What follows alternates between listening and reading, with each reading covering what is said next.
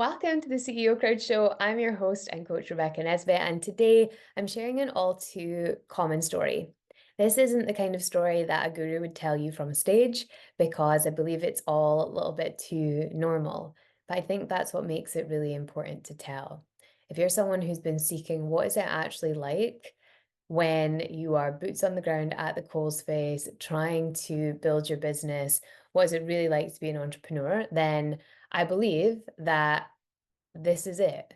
And if you're looking for someone to just give you that real talk so that you feel seen and like you're not alone, then I feel like this will be a really powerful conversation. So let's get into it. Because I just didn't want to do the work today. Let's start there. Last night, we had made a conscious decision, myself and my husband, to go to a different CrossFit class. We were going to the 8:15 instead of 5 a.m., changing our entire morning routine. Now, I'm not a huge advocate of morning routines. I also don't think everyone has to wake up at 4 a.m. to go to CrossFit at 5 a.m. That is your personal choice, my friends. That's not what we're doing today. But what I do notice is that there are common themes in a morning. So whether it is, getting up around the same time, grabbing a cacao, having some alone time before I get started for the day, or it's, waking up for CrossFit at 5 a.m., pretty much waking up to roll out of the bed and into the car. Either way, neither of those mornings happened. And those are really the two ways my mornings are going to go. So the morning was thrown off for sure. CrossFit kicks my butt. I am not proficient at the running. All right. I'm a little sore from a competition at the weekend and hormonally just like a little bit low. So, like I said, it's not an elaborate and show stopping story. It's actually just real life. It's the kind that we don't see on Instagram. But how many days, for how many reasons, have you just not wanted to do it?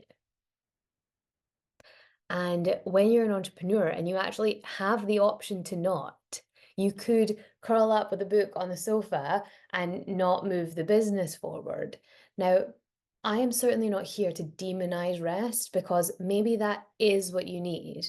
Maybe you need to take that full stop, that pause, that holiday, whatever it might be. But maybe you just need a few of the reminders that I gave myself today so that I could come on and I could I batch record our podcasts. That's the real behind the scenes.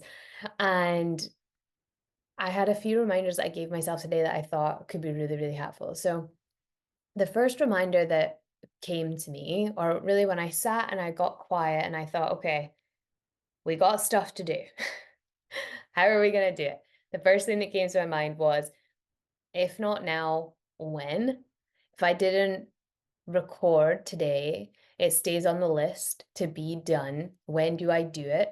Especially when we have travel coming up. We actually travel this Saturday to Pennsylvania. My husband's graduating, and oh my gosh, I'm so proud of him. But it's giving stress down the line if I don't do it today, and I'm not here for that, right? And the second reminder I gave myself was, I heard this very recently from Will Trubridge. If you follow freediving, you'll know who that is. I have like a weird obsession with the ocean. And he posted a reel and he was talking about how doing it with a lack of motivation is more powerful than when you have an abundance of motivation. It's almost this concept of like anyone can do it when it's easy. Too many people quit things when they're hard. So just because I didn't really feel like it today, it doesn't mean that things can't get done. It just means that I can choose to show up despite feeling like, oh, I would much rather like curl up with the book, if I'm being honest, right? And the third thing, and I think this speaks to everyone who started their business because they want to help people. And I think it's something that we are kind of missing in society to a degree. And the third reminder I had was around moral responsibility. I lead a community of entrepreneurs, and you probably have your own clients, or you have people that you're showing up for, whether they are clients or they're prospective clients, whether you're building a network, a community, whatever it might be. If you don't show up, what does it say to them? pretty much says that they don't have to either, especially when you lead a community of entrepreneurs or you're showing up for entrepreneurs. And often coaches and service providers I know are frustrated when their clients don't do the work while they are actively not doing the work, right? So I think that those three reminders were really powerful mindset shifts for me. But on top of those reminders, I don't think it's enough to just have a little bit of motivation, or to a degree in those reminders, there are elements of potential guilt or elements of pain, really. And pain is one of our greatest motivators. It will motivate us to do things a lot quicker than we were going to do them. You know, if you put your hand on a burning stove, you're taking it off. But, you know, if you're sitting in like a lovely pool with a pina colada and it's a little bit warm, you're not getting out of that pool, you know? So pain is going to motivate you. So take that into account with the reminders to not beat yourself up when those emotions come in. Every emotion is valid and valuable and can be used to your advantage. That just comes with awareness. But on top of the reminders, because I don't think you can just hear these things and then decide, I'm going to do the thing, I had a really long shower and it was so good. I literally lay down on the shower floor. I was so tired and I was like, oh, this is going to be a hard day, but I'm here for it, right? And I listened to a podcast while I curled my hair for you today, right?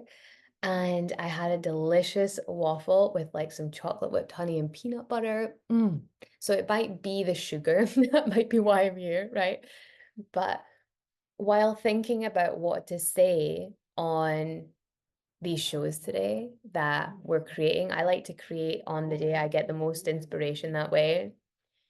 I'm a really big fan of the batch create, but I do like to think a little bit before I hit record. So I was prepping some, tofu in the oven for lunch, and it became so serene instead of it feeling like a fight, right? I had things in place, and all that to say is that the two things that shifted to truly help me to go from this space of, I don't really want to today.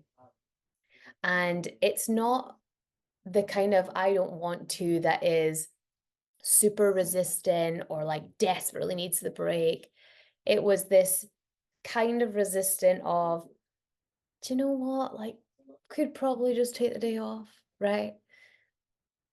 The more that you do that, the more you train your body to do that, the more that you will do it. And I do think that down the line, that could be incredibly destructive in my business. So the two things that really shifted to help me to go from kind of don't want to showing up and actually being really excited to share this message, because I know how many people are going to resonate with it. And I feel like it sometimes doesn't make for good marketing, the truth, but here we are, right? The two things that helped were, one, I changed what I was saying to myself. I stopped saying to myself, oh, I'm a little bit tired. Oh, I really don't want to. Oh, I could just curl up with the book. And I started saying things to myself like, I can do it with a lack of motivation. There are people counting on me. And the second thing that I did was I just took one step in front of the other, from the shower to lying down in the shower to getting up. The standing up from the shower was very dramatic, to drying, to getting my hair dried, to curling my hair, to listening to the podcast, to eating the waffle, to putting the tofu in, to kind of typing out some notes, to then get to a place where we're here. Started from the bottom, now we're here, right? So many coaches or guides are here with the strategy and the tactics, but at the core of everything is typically say positive things and take one step, rinse and repeat.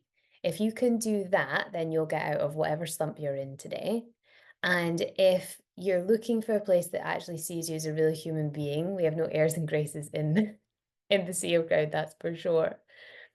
Then we just chose to create something where it wasn't just the curated stories, it wasn't just the wins. It's a community of people who are interested to hear about you and your business in a place where you'll also receive weekly opportunities emails for collaborations in this online business owner space, then you've got to join us at our next networking event. We would love to see you there. The link is in the description. And until next week, CEO, we'll be over here believing in you.